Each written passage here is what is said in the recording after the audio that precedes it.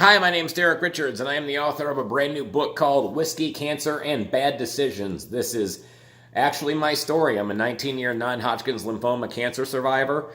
I'm a stand-up comedian, and so what I'm doing is telling my story through the prism of a stand-up comedian, as if we're hanging out at the bar having a couple of cocktails.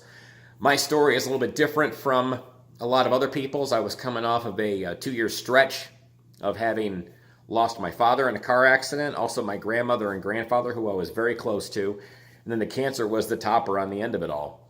And so the book is basically about my story, what I went through as far as the diagnosis, the treatment, and just how cancer affected my life and how I approach things now. And I hope you get a chance to pick up the book, read it, relate to it, laugh along, and think as well.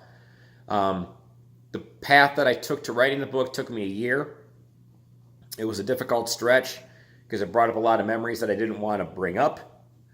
And so just going through this entire process, I had a lot of friends of mine asking questions along the way.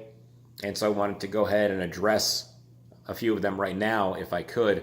One of the questions that people had was, how did cancer affect my approach to comedy?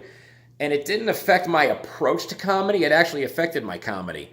For a stretch there, I was very, very angry, going through what I went through, the loss of my grandparents and also my father, and then having cancer. I was very pissed off. I was mad at the world. I was mad at God. I was mad at life.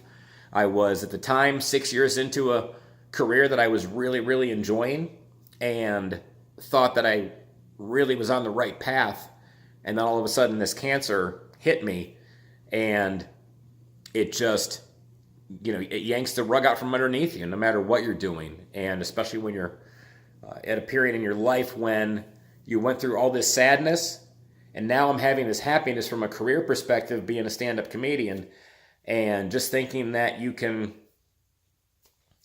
die, and to go up and do stand-up comedy and try to be funny in that situation can be an extremely difficult experience.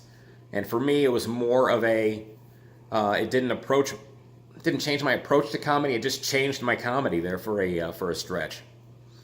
Another question that people had was, what's the biggest hurdle or obstacle that I had when going through my cancer? And I would say it's the unknown, because you can get all the chemotherapy in the world, you can take all the vitamins and supplements, but until the scans come back and it shows that everything's clear, you have absolutely no idea what's going on inside your body. And people get diagnosed with cancer all the time and they feel great and they have no idea how this came about. So for me, it was just the unknown was the biggest obstacle and the biggest hurdle. Another question that people had was, what advice would I give anybody going through cancer? And I would say, keep your mind in a positive in a positive focus. Laugh as much as you can. Surround yourself with people that uplift you and make you feel good. Educate yourself. Read all you can about everything. There's so many natural approaches that you can take to go along with chemotherapy or radiation. I'm not saying completely dismiss one or the other. I'm just saying let them work together as it did for me. But just educate yourself and keep your eye on the prize of being healthy. That's the single most important thing that I can say.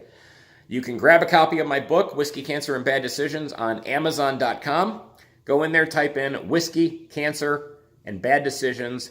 My name's Derek Richards. I hope you get a chance to check out the book. I hope you can laugh along with what I went through.